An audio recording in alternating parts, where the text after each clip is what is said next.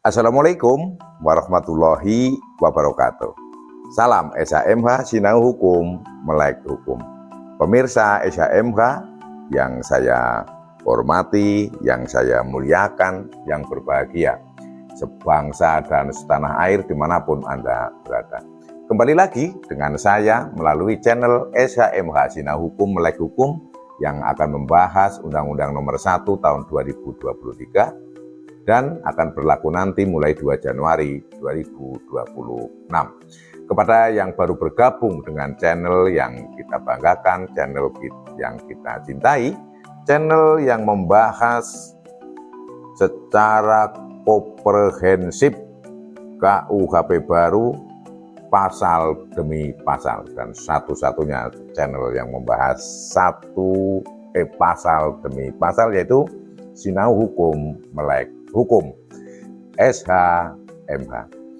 Kita saat ini pada video yang ke-179 kita akan membahas terkait perusakan bukti surat untuk kepentingan jabatan umum.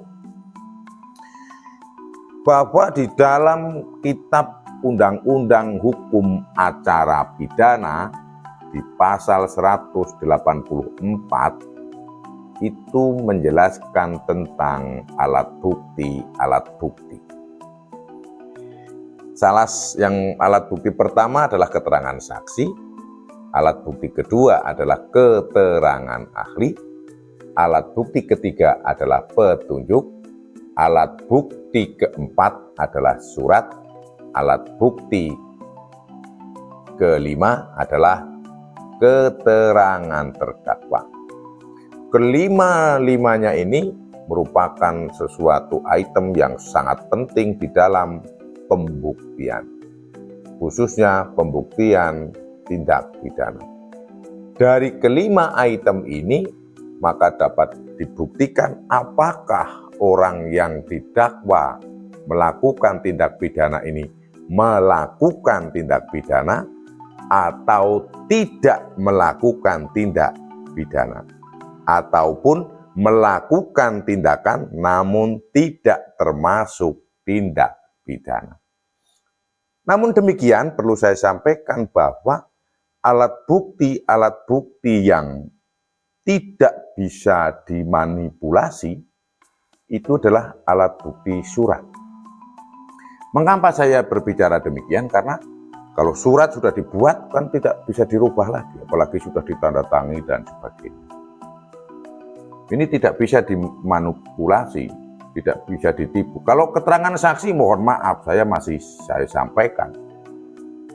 Banyak saksi yang memberikan keterangan tidak sesuai walaupun sudah dibawa sumpah. Nanti kalau kepepet dia jawab lupa, tidak tahu. Dan di dalam proses persidangan kita kalau menjawabnya lupa atau tidak tahu, tidak bisa dipaksa lagi karena saksi dalam memberikan keterangannya di depan sidang persidangan sudah dilakukan sumpah. Apabila dia bohong, urusannya adalah dia dengan Tuhan, tidak dengan manusia lagi, tidak dengan advokat lagi, tidak dengan jaksa penuntut umum lagi, tidak dengan majelis hakim lagi, sudah dengan Tuhan. Sehingga apapun yang diterangkan di situ sudah berurusan dengan Tuhan, sedangkan ornamen-ornamen yang lainnya yang mendengarkan dan menyaksikan serta menyimpulkan. Nah, andai kan dia sudah bersumpah namun bohong, dan walaupun dalam hal ini bohong pada saat itu ya, bohong yang tidak dalam artian perkara ya, dia menjelaskan tidak jelas atau bohong secara ekstrimnya, itu tidak bisa dipaksa, tidak bisa. Majelis hakim pun pasti akan, apakah yang saudara terangkan sudah benar? Tolong jelaskan lagi biar lebih bagus. Ini kayaknya saudara belum maksimal benarnya ini, cepat terang. Tapi sudah jawab sudah. Saya lupa. Kadang sering kan kita melihat yang seperti itu. Maka itu yang pertama. Kedua, ahli ya, keterangannya ahli yang satu dengan ahli yang lain pasti berbeda. Sama-sama ahli pidana pasti berbeda. Saya bisa mengatakan begitu. Contoh misalnya, dihadirkan seorang ahli hukum pidana dari kubu tersangka. Pasti dia akan mengeluarkan dalil bahwa tersangka ya tidak pastilah ya, tapi kebanyakan ya saya revisi gitu. Ya pasti akan menerangkan bahwa si tersangka tidak melakukan tindak pidana karena dia ahli pidana dari kubu tersangka. Kemudian kalau ahli pidana yang dihadirkan oleh penuntut umum, ya dia akan mengatakan bahwa berdasarkan dalil ini terdakwa adalah termasuk yang terbukti melakukan tindak pidana begitu, memenuhi unsur pasal. Beda juga kan? Kalau petunjuk itu kan diperoleh dari keterangan terdakwa, keterangan saksi, dan surat juga. Nah, maka kalau terdakwa apalagi? Terdakwa itu kan terserah mau menerangkan apa. Bebas dia, mengakui juga boleh, mungkir juga boleh, tidak mengakui juga boleh. Bohong juga terserah, dia tidak di bawah sumpah kalau terdakwa di dalam sidang persidangan pidana. Bebas-bebas saja, mengakui boleh, bohong boleh. Karena bukan dari keterangan dia untuk membuktikan, tapi dari keterangan-keterangan saksi, keterangan ahli, dan alat bukti surat maupun petunjuk, sehingga dapat disimpulkan. Apakah dia bersalah, apakah dia tidak bersalah, apakah dia melakukan perbuatan namun tidak termasuk tindak pidana. Sehingga alat bukti surat atau bukti surat, kalau di sini perusakan bukti surat ya, namun kalau di dalam KUHP, kalau di Kitab Undang-Undang Hukum Acara Pidana itu alat bukti. Jadi alat bukti surat atau bukti surat ini adalah sangat penting, saya ulangi sekali lagi, karena tidak bisa dimanipulasi atau sangat sulit atau kecil sekali kemungkinannya untuk dapat dimanipulasi.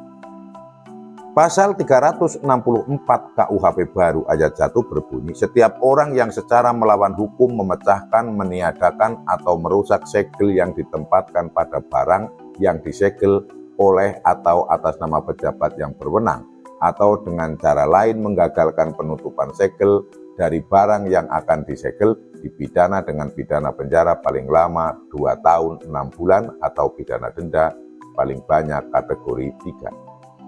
Akan saya sampaikan bahwa di dalam pengumpulan alat bukti, termasuk bukti-bukti dalam hal ini surat, akan dimasukkan dalam sesuatu amplop atau wadah atau apa itu namanya. Kemudian untuk menjaga itu, maka dilakukan segel. Yang dimaksud segel adalah kalau dibuka ketahuan. Sehingga diikat sedemikian rupa pada amplopnya, ada pada surat itu, kemudian dikasih tali, yang tali itu kemudian dilak. Kemudian setelah dilak, maka laknya itu kan harus dibakar dulu, baru diteteskan itu, ditempel. Setelah ya agak lumer, bahasa saya itu lumer, maka dia ditimpa dengan stempel lembaga masing-masing. Kalau misalnya dari BP POM ya lembaganya BP POM. Kalau dari kepolisian penyidik Polri ya Polri. Kalau dari kejaksaan itu ya stempelnya kayak stempel kejaksaan. Tapi stempel itu dari logam supaya bisa menekan lak yang lumer itu tadi, lak yang mencair itu tadi, sehingga begitu kering akan muncul gambarnya. Itu yang namanya segel. Nah ini secara melawan hukum jelas tidak bisa dia tidak berwenang sebetulnya. Kemudian dia memecahkan yang menjadi rusak, meniadakan menjadi hilang, merusak segelnya, memecahkan, meniadakan bisa jadi dibakar atau dibuang atau dihanyutkan atau dirobek-robek dan sebagainya. Atau merusak segel yang ditempatkan pada barang yang disegel oleh atas nama pejabat yang berwenang. Ya itu tadi sebagai contoh yang mudah adalah penyidik untuk barang bukti. Nah ini dipidana dengan pidana paling lama 2 tahun. Termasuk juga menggagalkan penutupan segel. Jadi bagaimana caranya? Udahlah nggak usah disegel lah gitu-gitu. Ngapain juga nggak penting. Ya, termasuk begitu menggagalkan. Atau pada saat mau disegel menjadi tidak bisa. Alat-alatnya disembunyikan. Itu termasuk yang menggagalkan. Dan itu pidananya 2 tahun 6 bulan. B. Penyimpan barang yang disegel yang melakukan atau membiarkan dilakukan atau membantu melakukan perbuatan sebagaimana dimaksud ayat 1, ini juga dipidana dengan penjara paling lama 3 tahun 6 bulan. Jadi kalau yang bagian penyimpan, misalnya perumahan rubasan, atau mungkin penyidik di saat Satuan Tahanan dan Barang Bukti, atau mungkin di instansi-instansi lain yang bagian mengelola, mengamankan barang bukti ini malah, atau surat-surat itu malah ikut membantu melakukan ini, pidananya lebih tinggi.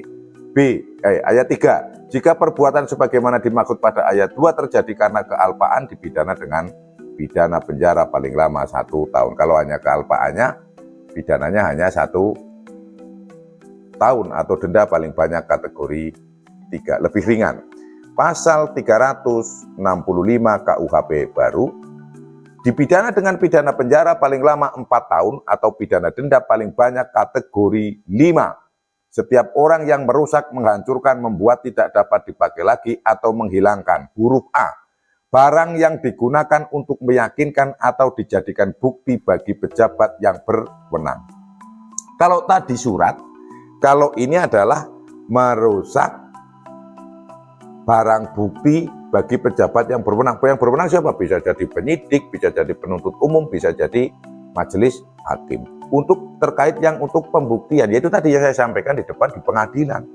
Lah ini dirusak buktinya. Kalau yang pasal 364 itu terkait segelnya, kalau ini adalah barangnya, barang yang digunakan untuk meyakinkan atau yang dijadikan bukti bagi pejabat. Contoh, ada surat tadi dirusak, ya susah akhirnya kan.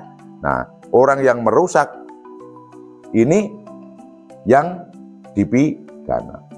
Atau jadi bentuknya barang-barang, terserah barangnya apa saja. Atau huruf B, akta, surat, atau register yang secara tetap atau untuk sementara waktu disimpan atas perintah pejabat yang berwenang atau yang diserahkan kepada pejabat atau kepada orang lain untuk kepentingan jabatan umum. Akta, surat, register atau yang secara tetap atau untuk sementara waktu disimpan atas perintah pejabat yang berwenang atau yang diserahkan kepadanya, kepada pejabat atau kepada orang lain untuk kepentingan jabatan umum. Ini kok bacanya aja kok susah sekali. Saya ulangi lagi nih, huruf B, akta, surat, atau register yang secara tetap atau untuk sementara waktu disimpan atas perintah pejabat yang berwenang atau yang diserahkan kepada pejabat atau kepada orang lain untuk kepentingan jabatan umum. Contoh mudah, notaris itulah. Notaris itu kan juga menyimpan akta-akta. Dan dia adalah merupakan pejabat yang berwenang. Dan dia diminta untuk menyimpan. Kemudian selanjutnya rubasan. Rubasan itu diminta untuk menyimpan oleh pejabat lain. Bisa jadi oleh penyidik, bisa jadi oleh penuntut umum, bisa jadi oleh pejabat-pejabat yang lain untuk menyimpan akta, surat, atau register. Dan ini pidananya masuk pada pada pasal 365 KUHP baru, yaitu dipidana 4 tahun paling lama atau denda paling banyak kategori 5. Itu yang bisa saya jelaskan pada video 179 membahas pasal 364 dan 365 KUHP baru. Apabila ada salah yang saya sampaikan, mohon dimaafkan. Semoga bermanfaat. Tonton seluruh video dari channel SHMH dari awal sampai akhir agar tidak gagal paham dan berikan support dengan subscribe channel SHMH. Sinau hukum, melek hukum. Wassalamualaikum warahmatullahi wabarakatuh. Terima kasih.